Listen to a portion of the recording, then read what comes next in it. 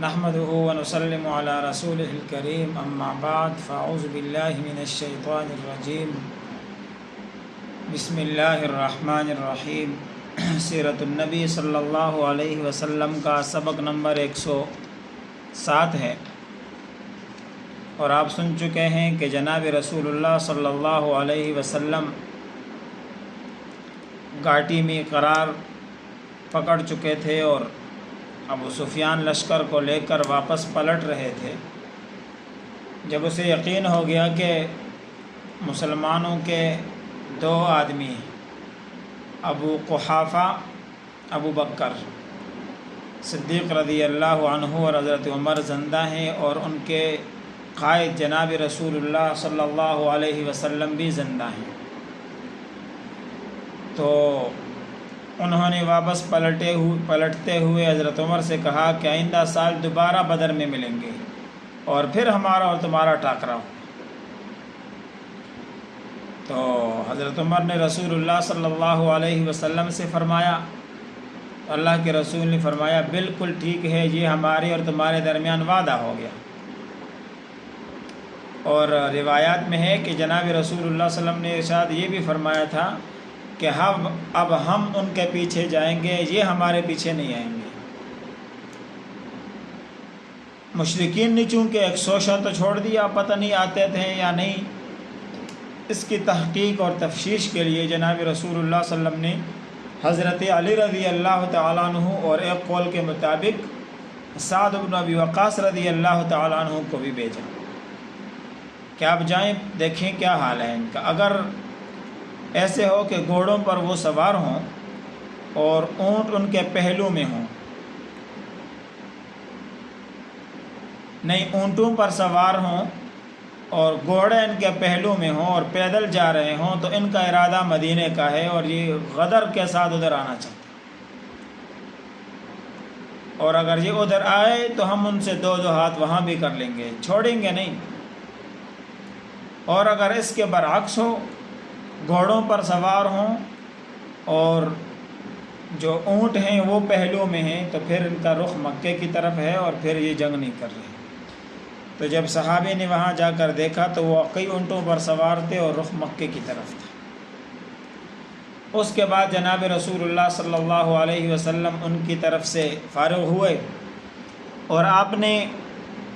شہداء کی خبرگیری کا کام شروع کر دیا۔ قائد ہو تو ایسا ہو، میدان میں اب حوصلہ چاہیے کہ پہلے کیسے مشکلات میں ایک جماعت کو بچایا، خود کو بچایا، لیکن ابھی بھاگنا نہیں۔ ابھی یہاں تو معمولی دھماکے ہو جاتے ہیں، ایکسیڈنٹ ہو جاتے ہیں، قائدین غائب ہو جاتے ہیں، اور اگر کہیں پہنچتے بھی ہیں اسپتالوں میں تو یہ فوٹو شاپ کے لیے بس۔ جناب رسول اللہ صلی اللہ علیہ وسلم میدان احد میں واپس پلٹے اور شہداء کا معائنہ کرنا شروع کیا۔ حالات، کچھ شہداء کو خود دیکھا، کچھ کے حالات پوچھے، اور پھر سب پر آپ نے جنازہ پڑھایا اور سب کے لیے دعا فرمائی، سب کے رشتہ داروں کو تسلیاں دی، اور جو کچھ بھی ایسے موقع پر غم گساری کا ہو سکتا ہے اللہ کے رسول نے وہ سر انجام دیا۔ زید بن ثابت رضی اللہ تعالیٰ عنہ فرماتے ہیں کہ جناب رسول اللہ صلی اللہ علیہ وسلم نے مجھے سعد بن ربیعہ کی طرف بھیجا، جو شہید ہونے کے قریب تھے اور ان پر 70 زخم آئے ہوئے تھے، اور آپ نے یہ بھی فرمایا ان کو میرا سلام کہنا اور ان سے پوچھنا کہ اس وقت اپنے آپ کو کیسے پا رہے ہیں۔ تو ان کے پاس جب دیکھا، پہنچے تو آخری سانسیں لے رہے تھے، اور یہ فرمایا جواب میں کہ میرا جواب انصار کو کہو کہ بھئی اگر رسول اللہ صلی اللہ علیہ وسلم کی آنکھ بھی ہلتی رہی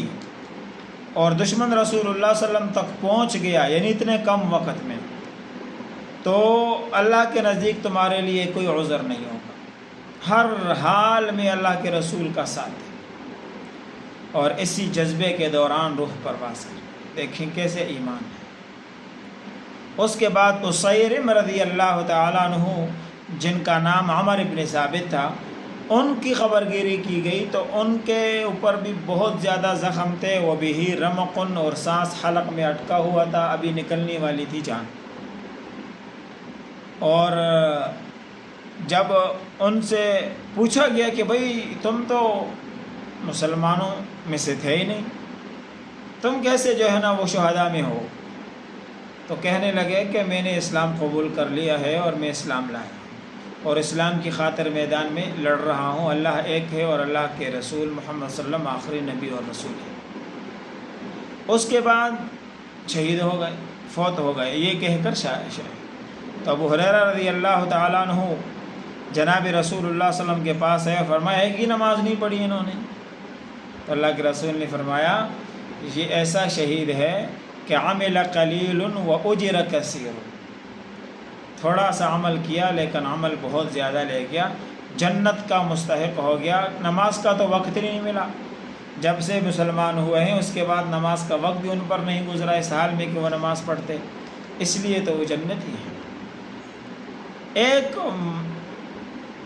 آدمی جو مسلمانوں کی طرف سے لڑ رہا تھا، قزمان نامی، اس کے بارے میں جناب رسول اللہ صلی اللہ علیہ وسلم کو ارشاد فرمایا کہ انہوں نے 7 بندوں کو شہید جو ہے نا 7 بندوں کو، بڑے بڑے مجاہدوں کو جو کافروں کے تھے ان کو مارا ہے اور بڑی جان لگا کے انہوں نے لڑائی لڑی ہے۔ تو اللہ کے رسول نے فرمایا یہ تو جہنمی ہے۔ صحابہ حیران کہ یہ کیا بات ہوئی؟ حالانکہ ان کو اپنے قبیلے کے لوگوں نے اٹھا کر محلے منتقل کر دیا تھا، جب وہاں جا کر اس کو بتایا گیا کہ مبارک ہو تمہارے لیے تو بڑی خوشخبری ہے کہ تم نے اتنے لوگوں کو مارا ہے، تو اس نے کہا میں نے کون سا اسلام کی خاطر کیا ہے، میں تو قومیت، حمیت، شجاعت، بہادری کے لیے لڑ رہا تھا، اور پھر اپنے آپ کو وہاں تلوار سے ذبح کر دیا۔ تو جو رسول اللہ صلی اللہ علیہ وسلم ارشاد فرما رہے تھے ان کے بارے میں، وہ یوں جو ہے نا حرف بحرف سچا ہو گیا، اور وہ دنیا سے مسلمان گیا ہی نہیں، وہ منافق تھا اور دنیا سے اس حال میں گیا کہ حمیت کی وجہ سے لڑتے لڑتے مرا گیا، لیکن اس نے اسلام کی خاطر کچھ نہیں کیا۔ اور یہ تو اللہ کا قانون ہے، کام کسی سے بھی لے سکتے ہیں، منافق سے کام لے لیا۔ اور ان کے مقابلے میں ایک یہودی ہے اور ان کا نام ہے مخیریق، یہ مسلمانوں کی طرف سے لڑتا رہا، اور جب ان کے بارے میں جناب رسول اللہ صلی اللہ علیہ وسلم کو ارشاد فرمایا گیا تو اللہ کے رسول نے فرمایا یہ بہترین یہودی ہے۔ اور اس کی وجہ یہ تھی کہ جاتے ہوئے اس نے لوگوں کو کہا تھا کہ بھئی تم رسول اللہ کے خلاف مت نکلو، اور میرا مال سب کو، جو بھی مجھ سے اگر میں مارا گیا تو تب بھی مسلمانوں کا ہے، اور وہ جو چاہیں اس کے ساتھ کریں۔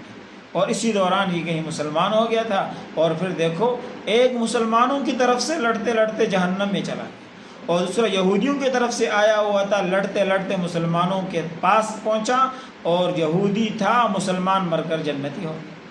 یہ اللہ کا فیصلہ ہے۔ اور اس کے بعد جناب رسول اللہ صلی اللہ علیہ وسلم جو ہے نا وہ حکم فرمایا کہ جن کو مدینہ منتقل کر دیا گیا ہے شہداء کو واپس لایا جائے، اور ان کو یہیں کا جو ہے نا احد کے دامن میں جو ہے نا ان کی قبرستان اور اجتماعی قبریں بنیں گی، اور شہداء کے ہتھیار اور پوستین کے لباس اتار لیے جائیں، اوپر والے لباس، اور جو جسم کے ساتھ اصلی لباس ہے اس کو نہیں اتارنا، اور غسل دیے بغیر جس حالت میں ہو اسی حالت میں دفن کر دینا۔ اور اس موقع پر اللہ کے رسول نے یہ بھی ارشاد فرمایا تھا کہ قیامت کے دن جب یہ شہداء اٹھیں گے تو ان کے خون رس رہے ہوں گے، بہہ رہے ہوں گے، اور ان کا خون رنگ تو خون کا ہوگا لیکن خوشبو مشک کی ہوگی، ایسے۔ اور پھر آپ 2 3 شہیدوں کو ایک ہی قبر میں دفنا رہے تھے، مختلف لوگوں کو ایک ایک قبر میں دفنایا گیا، اور اس میں سے عبداللہ بن عمر بن حرام اور عمر بن جموح کو ایک قبر میں دفنایا گیا۔ اور یہاں آپ نے یہ بھی ارشاد فرمایا کہ جس میں زیادہ قرآن سینے میں محفوظ تھا، زیادہ یاد تھا، اس کو قبر میں پہلے رکھیں، اس کے بعد دوسرے کو رکھیں۔ یہ حافظ قرآن کی عظمت ہے۔ عظمت قرآن یہ ہے کہ یہ موت کے بعد بھی قابل احترام ہیں اور زندگی میں بھی قابل احترام ہیں، اس لیے کہ احترام والی کتاب ان کے ہاتھ میں ہے، ان کے سینے میں ہے، ان کے دماغ میں ہے، ان کی زبانوں پر ہے۔ اور پھر 2 آدمی یہ جو ابھی نام لیے، عبداللہ بن عمر بن حرام اور عامر ابن جموح ایک قبر میں دفن کیے گئے، کیونکہ یہ ایک ایسے دوست دنیا میں دوست تھے، اور ان کی سچی دوستی، سچی یاری اللہ اور اس کے رسول کے لیے تھی۔ حب للہ تھا اور بغض فی اللہ تھا، اعطاء فی اللہ تھا، منع فی اللہ تھا، اللہ کے لیے دینا، اللہ کے لیے لینا، سب کچھ اللہ کے لیے تھا۔ تو قبر میں بھی ساتھ ہے۔ اور سچی دوستی کی اس سے بڑھ کر کیا مثال ہے کہ جناب رسول اللہ صلی اللہ علیہ وسلم اپنے دونوں یاروں کے ساتھ، قاری جو ہے نا ہیرا والے، اور پھر جو ہے نا وہ داماد حضرت عمر کے ساتھ روضہ رسول میں ایک ساتھ ہیں، جنت میں جاتے ہوئے بھی ایک ساتھ ہوں گے، حشر میں جاتے ہوئے بھی ایک ساتھ ہوں گے، دنیا میں ہر وقت ساتھ ساتھ۔ سچی دوستی وہ پکی ہوتی ہے، سچی بھی ہو، سچی بھی ہو۔ اور اس کے بعد حضرت حنظلہ کے لاش کو دیکھا گیا، تو آپ کے بارے میں پیچھے آپ نے سن لیا، مسئلہ کیا گیا تھا، زیادہ مسئلہ کیا گیا تھا، ناک کاٹا ہوا، آنکھیں نکلی ہوئی، کان کٹے ہوئے، کلیجہ نکال کر چبایا ہوا۔ اللہ کے رسول اتنا روئے کہ صحابہ کرام فرماتے ہیں، خاص طور پر عبداللہ ابن مسعود فرماتے ہیں کہ اللہ کے رسول کو میں نے ان سے زیادہ روتے ہوئے کبھی نہیں دیکھا، ان کے اوپر جتنا آپ روئے۔ پھر کیا ہوا؟ اللہ کے رسول کی جو ہے نا یہاں پر اور کیا ہوا، انشاءاللہ یہ آئندہ کے سبق میں۔ وآخر دعوانا الحمدللہ رب العالمین۔